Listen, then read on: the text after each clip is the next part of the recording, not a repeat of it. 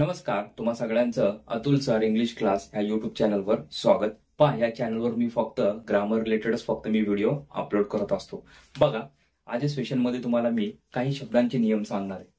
इंग्रजी ग्रामरसाठी या शब्दांचे नियम तोंडपाठच करा, कारण की हे जे नियम आहेत हे तुम्हाला तोंडपाठ असले तरच तुम्हाला इंग्रजी ग्रामर मधले बऱ्यापैकी म्हणजे ना मोस्ट ऑफ द कन्सेप्ट सगळे क्लिअर होतील. कारण की हे जे नियम आहेत हे दिसताना खूप बेसिक वाटतात, पण ज्यावेळेस आपण इंग्रजी ग्रामर मध्ये म्हणजे ट्रान्सफॉर्मेशन करतो मग तिथं काय वापरायचं, कसं वापरायचं हे आपल्या लवकर लक्षात येत नाही. राईट, सोपे आहेत पण थोडेसे किचकट आहे. बघा, पहिलं जे आहे लक्षात घ्या, तुम्हाला लिहून देतो मी.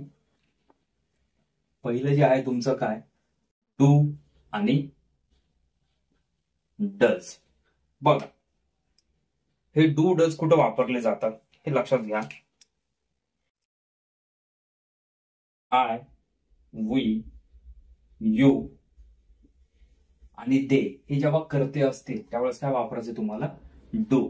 आणि डज कुठं वापरणार, ही, शी, इट आणि नेम हे जेव्हा करते असतील तेव्हा काय वापरायचंय तुम्हाला, डज. पण आता ह्यात तुम्हाला एक गोष्ट लक्षात आली का, आय, वी, यू, दे हे करते कसे आहेत तुमचे, अनेक वचनी आहेत. म्हणजे लक्षात काय घ्यायचं की हे डू हे तुम्हाला अनेक वचनी कर्त्यासाठी वापरायचंय. जसे की बघा, आता boys do not go there म्हणजे मुलं तिकडे जात नाहीत. जर एक मुलगा असेल म्हणजे a boy doesn't go there. म्हणजे बघा, हे जे कर्ते आहेत ही, शी, इट आणि नेम हे कर्ते कोणासाठी वापरणार तुम्ही, फॉर सिंग्युलर. म्हणजे जे सिंग्युलर असतील त्यासाठी तुम्हाला काय वापरायचंय, डज. ओके, लक्षात आलं. बघा, हे कुठल्या काळामध्ये वापरलं जातं, फक्त simple present tense, do does. Clear. त्याच्यानंतर आहे डीड. डीड हे जे आहे हे तुम्ही ह्या सगळ्या कर्त्यांसाठी वापरू शकता, पण कुठल्या काळामध्ये, फक्त सिंपल पास्ट टेन्स. लक्षात घ्या, हे दोन काळ असे आहेत की खूप फसवे आहेत, हे लवकर लक्षात येत नाही. ह्याच्यामध्ये डू डज मध्ये थोडंसं कन्फ्युजन आहे हे वालं, पण डीड मध्ये तसं नाहीये. तुम्हाला डीड तुम्ही प्रत्येक कर्त्याला वापरू शकता, त्याच्यामध्ये प्लुरल आणि सिंग्युलर असं काही कन्सेप्ट नाहीये. आता ह्याच्यानंतर जे आहे ते खूप महत्वाचं आहे.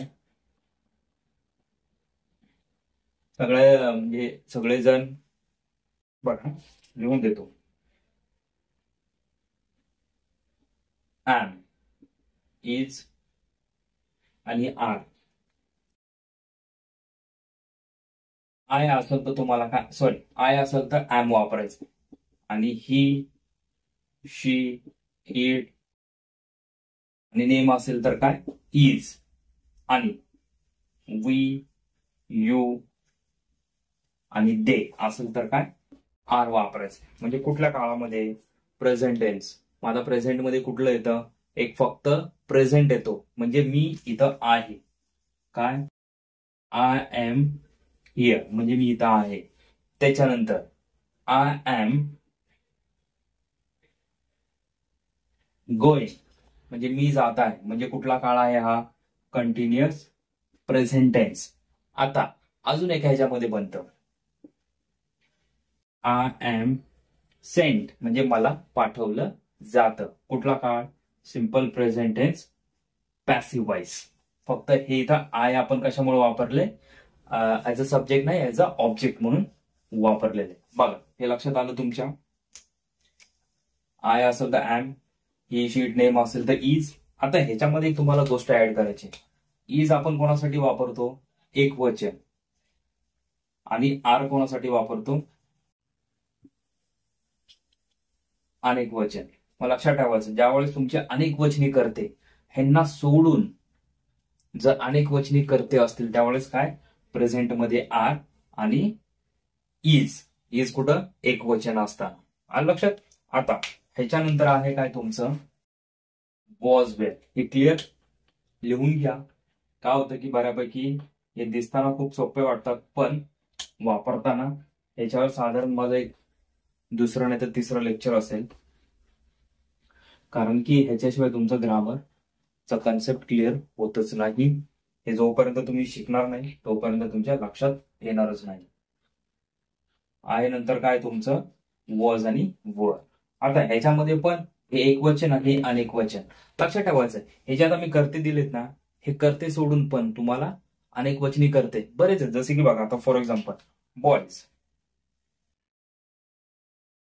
हे तुम्ही अनेक वचनी करता म्हणून पण वापरू शकता, किंवा बॉय एक वचनी करता. हे असे पण करते असू शकतात. हे तुम्हाला ओळखता आला पाहिजे की त्याच्यानंतर तुम्हाला काय वापरायचंय, वॉज वापरायचंय का वर वापरायचंय. हे जोपर्यंत तुमचं क्लिअर होत नाही तोपर्यंत तुम्ही ग्रामर कुठलंच सोडवू शकत नाही. आणि तुम्हाला जो मेसेज भेटणार आहे त्या वाक्यातनं किंवा त्या पॅराग्राफ मधून हा चुकीचा मेसेज भेटणार, आणि मग तुम्ही चुकीचा अर्थ लावणार आणि तुम्ही चुकीचं लिहिणार आणि तुम्ही चुकीचा ग्रामरचा अभ्यास करणार. ओके, आता इथं काय आहे तुमचं वॉज.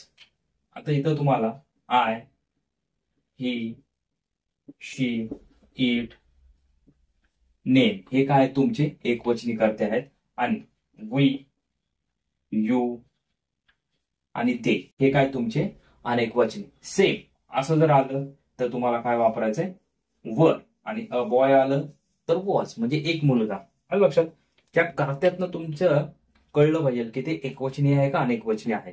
मग त्यासाठी मी एक लेक्चर घेतलं होतं SES कुठं वापरायचं. आलं लक्षात.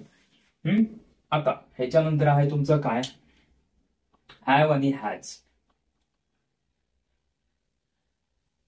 काय हॅव आणि हॅज. Have same. ह्याच्यामध्ये पण काय तुमचं हॅव कुठं वापरणार तुम्ही ज्यावेळेस तुमचे कर्ते हे अनेक वचने असतील. आय, वी, यू आणि दे हे जेव्हा अनेक वचने कर्ते असतील तेव्हा तुम्हाला काय वापरायचंय हॅव. आणि ही, शी, इट आणि नेम असेल तर काय हॅज. हे एकवचनी आणि हे अनेक वचनी म्हणजे प्लुरल आणि सिंग्युलर. सेम कन्सेप्ट तुमचा कुठं अप्लाय होतो ज्यावेळेस तुम्ही हॅव हॅज टू शिकता. हेल्पिंग वर्ब्स मध्ये पण हेच नियम फॉलो होतात. बघा हे व्यवस्थित अभ्यास करायचा, ह्याच्यामध्ये गडबड करू नका. लिहून घ्या, मी तुम्हाला लिहून दिलंय प्रत्येकाचा करता कुठं काय वापरायचा. हे तुम्ही पाठच करा.